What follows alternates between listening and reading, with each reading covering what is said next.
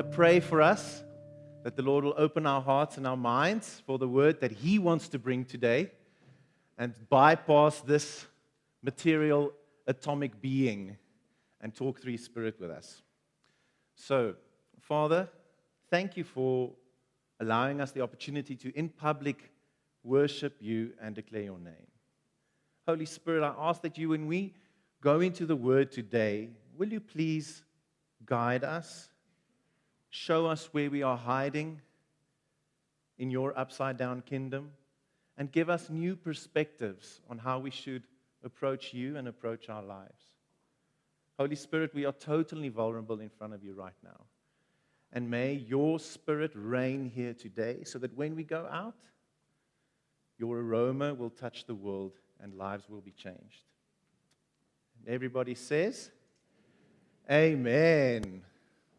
All right, so I've got some slides. So what's the first slide there? It's not that one. Are we winning? All right. But anyways, as you are now aware, our current theme and series for the past few weeks have been the Upside Down Kingdom. And in the first 10 books, we've seen that Jesus did things really quickly. The pace was extremely fast. There were miracles, there were signs, there were wonders, and even exorcisms.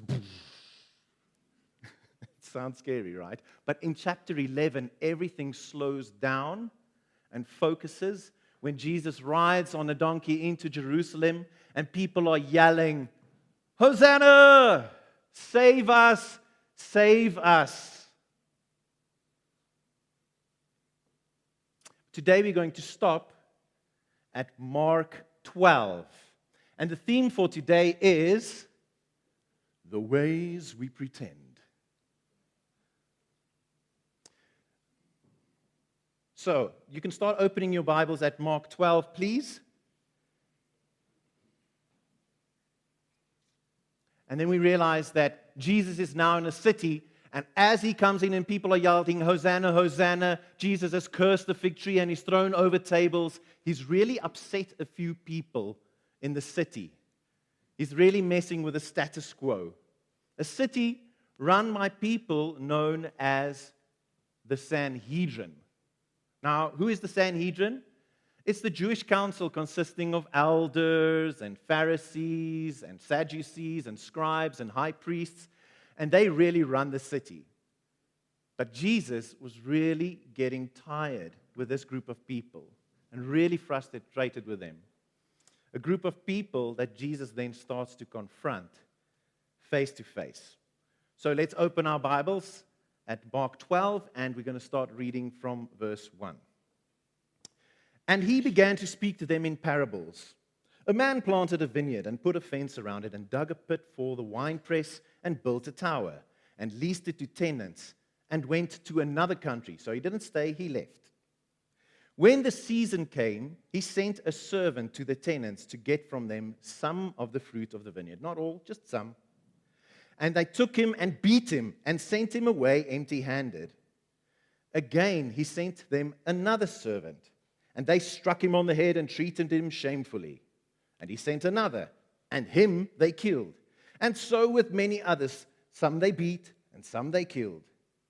He still had one other, a beloved son. Finally he sent him to them, saying, They will respect my son. But those tenants said to one another, this is the heir. Come, let us kill him, and the inheritance will be ours. And they took him, and they killed him, and they threw him out of the vineyard. What will the landowner do? He will come and destroy the tenants and give the vineyard to others. Have you not read this scripture? The stone that the builders rejected has become the cornerstone. This was the Lord's doing, and it is marvelous in our eyes. And they were seeking to arrest him, but feared the people, for they perceived that he had told the parable against them. So they left him and went away. So let's pause there for a moment. This is very much like a good Western film, right? It's not called Tombstone, but it's called Cornerstone. This summer, Jesus upsets the elders. And like any good Western movie, Mark in chapter 12, with this first parable, sets the scene for things to come. And in this parable, we also get to meet the characters of this story. So, let's play a game. Guess who are the characters? And I've got some sweets. Who gets it right? So, who can guess who's the landowner? All right, who is he? Are you ready? Awesome. Next one. You can push the button. God the Father. All right, who are the tenants? Try again in the story. Not now. Don't future impose yourself into the story. The Sanhedrin. Who said Sanhedrin? Yes, you said Sanhedrin. All right, ladies first. Awesome. Who are the servants? There we go. Thank you, thank you, thank you. Good job. All right, and the son of the owner? Jesus, the cornerstone. Who said Jesus first? There we go. You've been raising your hand for every question. Good job, Jesus. All right. So in this opening scene, Jesus confronts the Jewish leaders on how they pretended to care about the owner, how they pretended to care about his servants, how they pretended to care about his son, and how they pretended to care about the land, the vineyard, but only in the end abusing and destroying what rightfully belongs to the landowner and his son. This parable deeply upsets the Jewish leaders, because they are well aware that Jesus is referring to them in this parable as the wretched tenants, and how their ancestors wrongfully rejected and killed the prophets of days gone by. One of these prophets famously said, Isaiah, the Lord says, these people come near me with their mouth and honor me with their lips, but their hearts are far from me. Their worship of me is based on mere human rules they have been taught. Sure. They were living in pretense, only doing the things of Yahweh, but in their hearts, in public, but in their hearts, living so far from Him. And like cowards, the Jewish leaders walk away, quite upset, and getting ready for multiple attacks on Jesus, just like a Western movie. Wah, wah, wah. And then we get to the first scene and this first attack. The Pharisees and the Herodians. Let's read further from verse 13. And they sent to him some of the Pharisees and some of the Herodians to trap him in his talk. And they came and said to him, Teacher, we know that you are true and you do not care about anyone's opinion, for you are not swayed by appearances, but truly teach the way of God. They're buttering him up. They don't really believe this. Why would they want to trap him? Then they ask the question, is it lawful to pay taxes to Caesar or not? Should we pay them or should we not? But knowing their hypocrisy, Jesus said to him, why put me to the test? Bring me a denarius and let me look at it. And they brought one. And he said to them, whose likeness and inscription is this? They say to him, Caesar's. Jesus said to them, render to Caesar the things that are Caesar's, and to God the thing that are God's. And they marveled at him. They were actually just in awe that he just went like. In this first attack, we see two sets of people, the Pharisees and the Herodians, two groups of people who were total different spectrums of the political and spiritual sphere. Now, the Pharisees believed in the Torah, the first 5 books of the Bible, and then the letters of the prophecies, which wrote about miracles, and specifically about the coming resurrection of the Messiah. Like the scribes, they were also well-known legal experts. So they didn't only know the law, but the religious law, but they also knew the commercial and the civil law. Hence the partial overlap with some members of the Pharisees being scribes and some of the scribes being Pharisees. They also had very conservative perspectives in spiritual circumstances. So they're very conservative. And in politics, they were also against the rule of the Romans. On the other side, we have the Herodians. Now, we heard of the story of King Herod. So Herod was actually the king of Judea, and he was a Jew. But all the other states in Rome had prefects except Israel, or except Judea. They said, oh, they've got a king, so let's make King Herod the prefect. So, and this was Herod Antipater the first. He was a Jewish king appointed by Caesar to rule over Judea. In general, they also wished for political freedom, but they were comfortable with the fact that the Romans chose them to have status and locally rule in Judea. In essence, they were Jews who publicly submitted to the Roman Empire for personal gain. They were the liberals of their time. They would tell the people, Rome is here to stay, get with the program, the way of the future is Rome, just stick with it. It's like the EU, we're not separate states anymore, it's a European Union, get with the program. Pay the taxes, it's good, we've got good education, good military, they will protect us. So that's what the Herodians thought, even though they wished for political freedom. Now you might ask yourself, what is the big deal then with taxes? Why would the Pharisees object to the payment of taxes? It doesn't concern them if the people of Israel did pay or doesn't pay. But we have to go deeper than that. This is a case, a kwessie. Dis 'n kwessie van goddelikheid. What is the first commandment in the Bible? Thou shalt not have any other gods. And the second one, you shall not make engravings of these gods or have idols, make statues and engravings of them. Now, what you must understand is that Caesar considered himself to be a god. And so did his subjects and followers, including some of the Herodians. And we must know that Caesar's face was in that coin, the denarius. That is the face of Caesar. So they made an idol of him. So in this case, not only if you pay taxes and you submit to Caesar, it means you are breaking the first two commandments of the law. You're breaking the one, you will not have any other gods. And you're breaking the law, you will not make more idols or engravings. And that is why it's such an important question.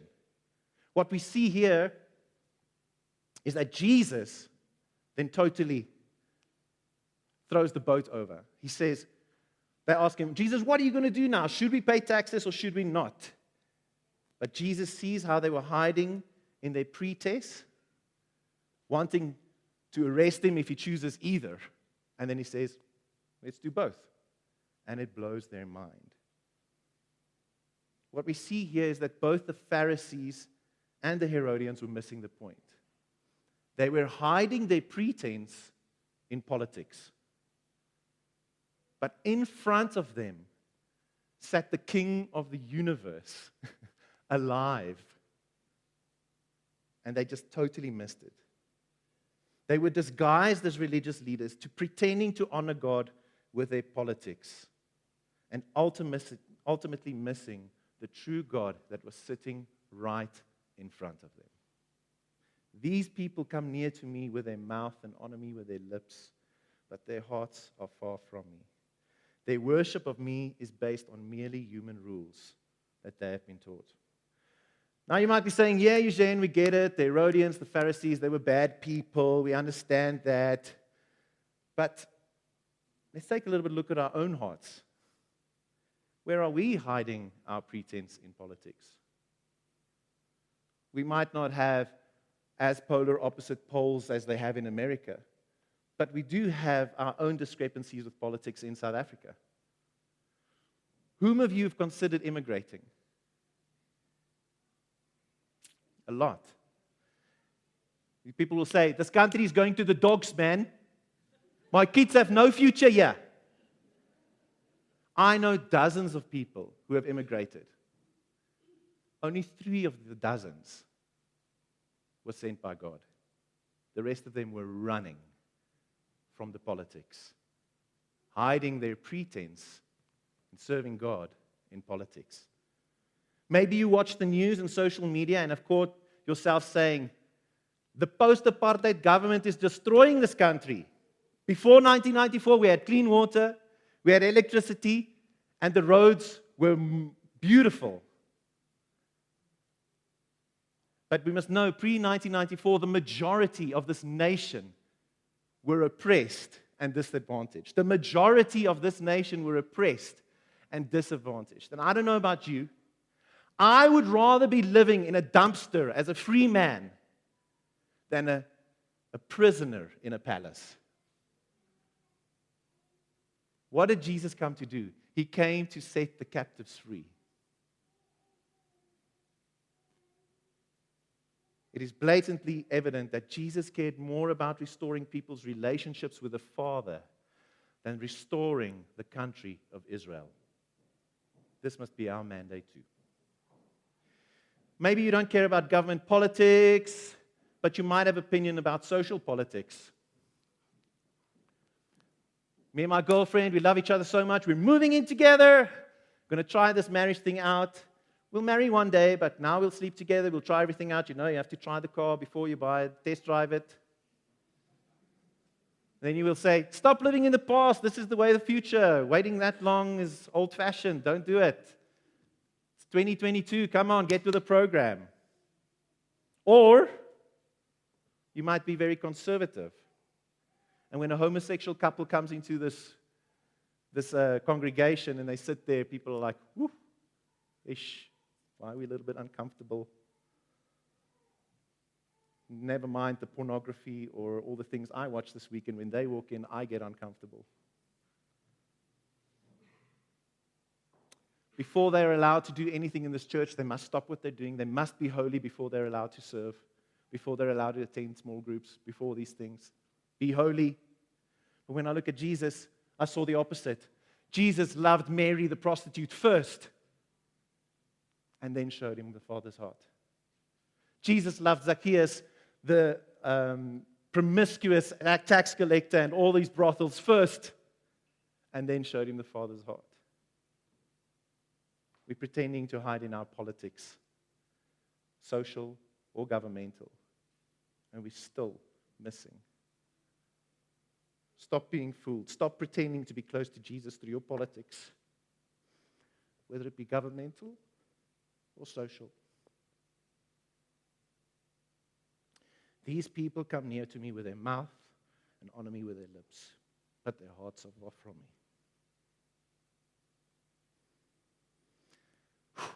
Attack number 2.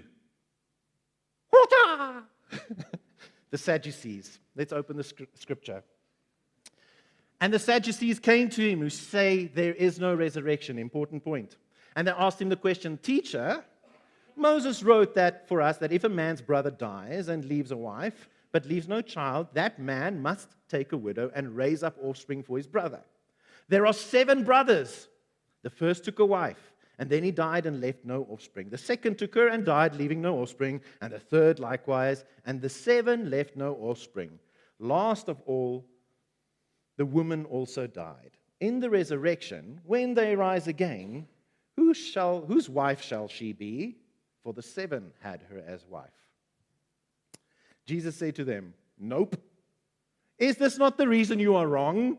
Because you know neither the Scriptures nor the power of God. For when they rise from the dead, they neither marry or are given in marriage, but are like angels in heaven.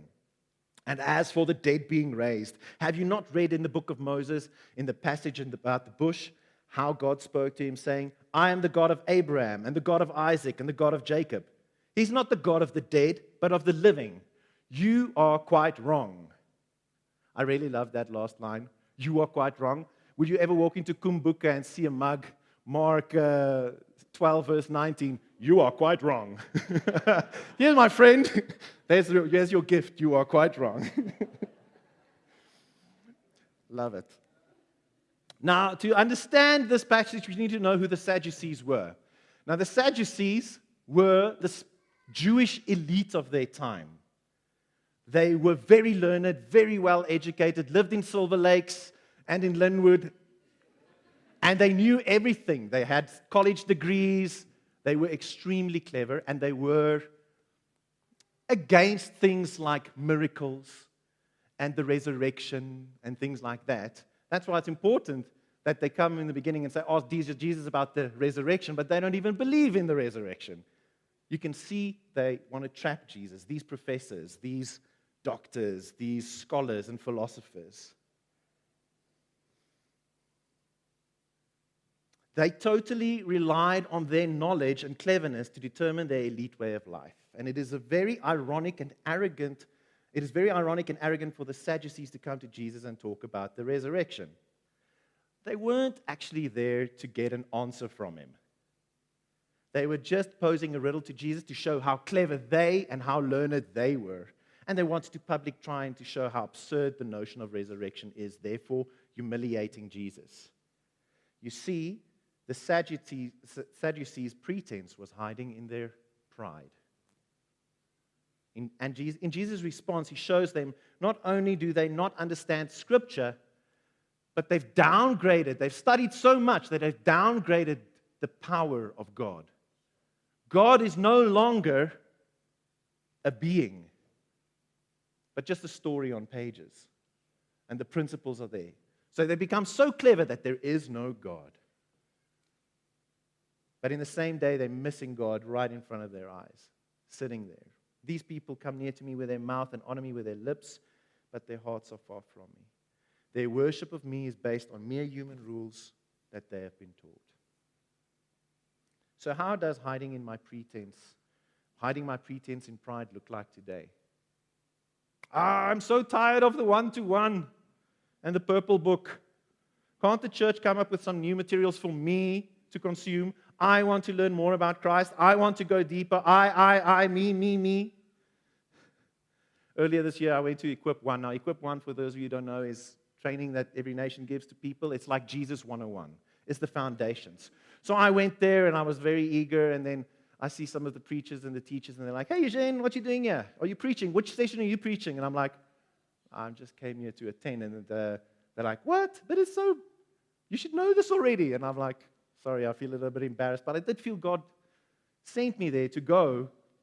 And in the first session, God just blew my mind and shook my foundations and turned it around. Because I was pretending to know certain things, and I didn't submit because when I learned it was younger. Another way of hiding your pretense is pride, is selectively submitting yourself to certain leaders placed above you. And when you don't agree with the one guy, you say, I'm going to switch my LG. I'm not going to go to this one. I'm going to Willows now. Oh no, Doxa Deo.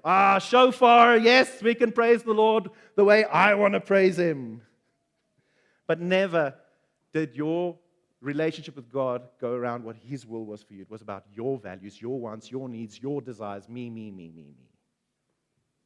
Another way of hiding your pretense in pride is making big life decisions without consulting God.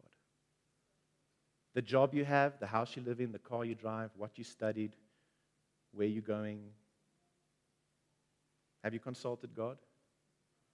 Or did you make your decisions out of fear, security, money, pride, accolades, pressures from parents? These people come near to me with their mouth and honor me with their lips, but their hearts are far from me. Their worship of me is based on merely human rules that they have been taught. Then comes the third attack. The scribes, aka the lawyers and the learned ones. Let's read further. And one of the scribes came up and heard them disputing with one another. And seeing that he answered them well, they asked Jesus, which commandment is the most important of all? Jesus answered, the most important is, Hear, O Israel, the Lord our God, the Lord is one. And you shall love the Lord your God with all your heart and all your soul and all your mind and with all your strength. The second is this, you shall love your neighbor as yourself. There is no other commandment greater than these. And the scribes say to him, You are right, teacher. You have truly said that He is one, and there is no other beside Him. And to love Him with all your heart and with all your understanding and with all your strength, and to love one's neighbor as oneself is much more than all the burnt offerings and sacrifices. And when Jesus saw that he answered wisely, he said to him, "You are not far from the kingdom of God." And after that, no one dared ask him any more questions. It's funny how, in public, the scribe's opinion was immediately swayed towards Jesus. "Yes, Jesus, I agree with you. You are amazing." And then Jesus responds, "You're not far from the kingdom of God, but you're not in it." Amper daar. My brother always did this riddle with me. Which is better, amper raak of amper mis? And I would say, amper raak. And he says, "Nah, jy het gemis." That's exactly what happened. Amper mis. Amper raak in this case. We read further in verse 38. And Jesus, and in his teachings, Jesus said, "Beware of the scribes who like to walk around in long robes and like greeting in the marketplace and have the best seats in the synagogues and the places of honor at the feasts, who devour widows' houses and for pretending, make long prayers. They will receive the greater condemnation." It is in this moment, it's apparent that the scribes were hiding their pretense in what? Religion.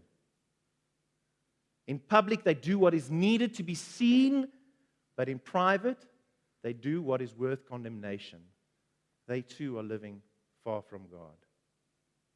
Now, you might be coming here every Sunday, serving on an iServe team, going to connect groups, going to Algae, going on an outreach and a reach week and growth weekends and all the events that this crazy church puts on our calendars.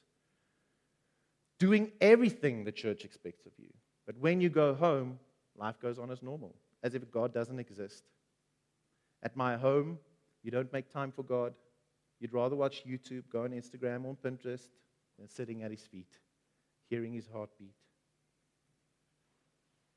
And you are not far from the kingdom of God. Amper raak. Net. Amper in die hemel. What does Jesus want? We read in verse 41. And he sat down opposite the treasury and watched the people putting money into the offering box. Many rich people put in large sums. And a poor widow came and put in 2 small copper coins, which make a penny. And he called his disciples to him and said to them, "Truly, I say to you, this poor widow has put in more than all those who are contributing to the offering box. For they all contributed out of their abundance. But she, out of her poverty, has put in everything she has, all she had to live on." Jesus wants everything. He absolutely wants everything.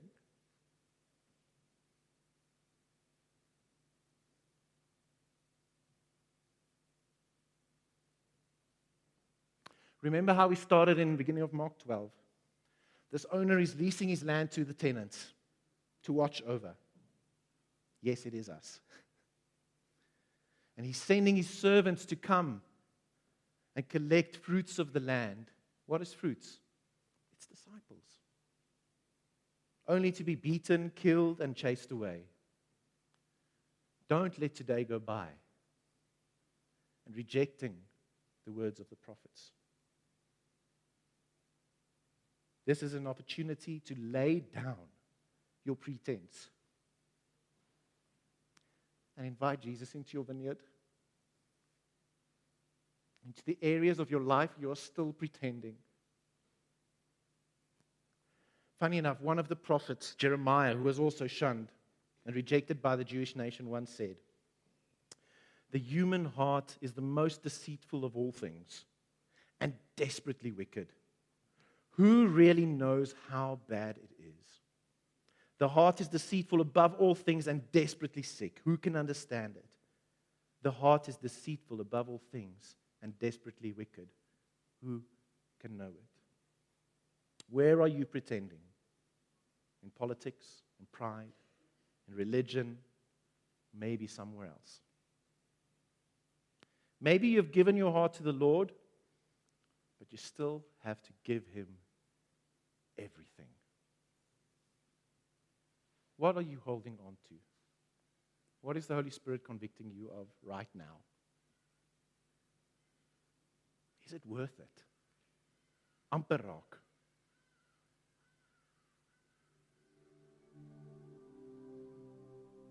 I want us to reflect. Just take 2 minutes and just think, what's that one thing that stood out today for you? That one thing that is a little bit krapperig now.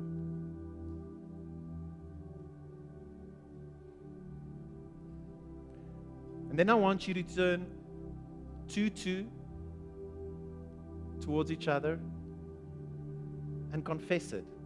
Like Galatians 6 says, confess these things in front of your brothers and sisters. And in Matthew 18, God says, if you ask things, I will open it and close it in heaven as you ask God of it on earth. So take 2, 3, 4 minutes. And when you're ready, confess it to your partner next to you or your friend.